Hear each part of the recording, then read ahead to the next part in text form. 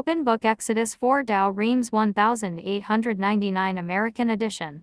1 Moses answered and said, They will not believe me nor hearken to my voice, for they will say, The Lord hath not appeared to thee. 2 And the Lord said to him, What is that thou holdest in thy hand? He answered, A rod. 3 And the Lord said, Cast it down upon the ground. He cast it down, and it was turned into a serpent, and Moses fled from it. 4 And the Lord said, Put forth thy hand, and take it by the tail. He put forth his hand and caught it, and it became a rod in his hand. 5 That they may believe, as it were, that the Lord the God of their fathers, the God of Abraham, the God of Isaac, and the God of Jacob, hath appeared to thee. 6 And the Lord said again, Put thy hand into thy bosom. And when he had put it into his bosom, he brought it forth, leprous as snow. 7 And he said, Put back thy hand into thy bosom. He put it back, and brought it forth again, and it was like the rest of his flesh. 8 If they will not believe thee, said he, nor obey the voice of the first sign, they will believe the word of the latter sign.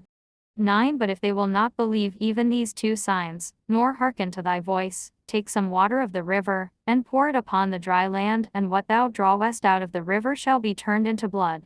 10 Moses said, I beseech thee, Lord, I am not eloquent from yesterday and the day before, and since thou hast spoken to thy servant, I have more impediment and slowness of tongue.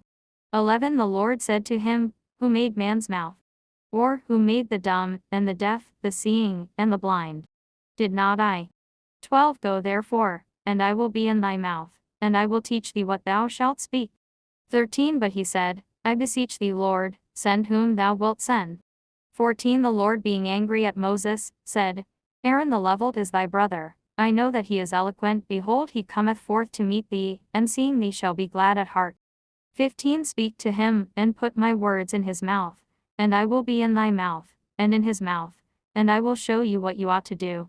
16 He shall speak in thy stead to the people, and shall be thy mouth, but thou shalt be to him in those things that pertain to God.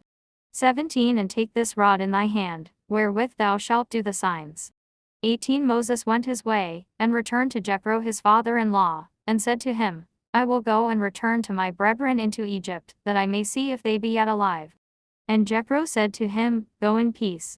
19 And the Lord said to Moses in Midian, Go, and return into Egypt, for they are all dead that sought thy life. 20 Moses therefore took his wife, and his sons, and set them upon an ass, and returned into Egypt, carrying the rod of God in his hand. 21 And the Lord said to him as he was returning into Egypt, See that thou do all the wonders before Pharaoh, which I have put in thy hand. I will harden his heart, and he will not let the people go. 22 And thou shalt say to him, Thus saith the Lord, Israel is my son, my firstborn.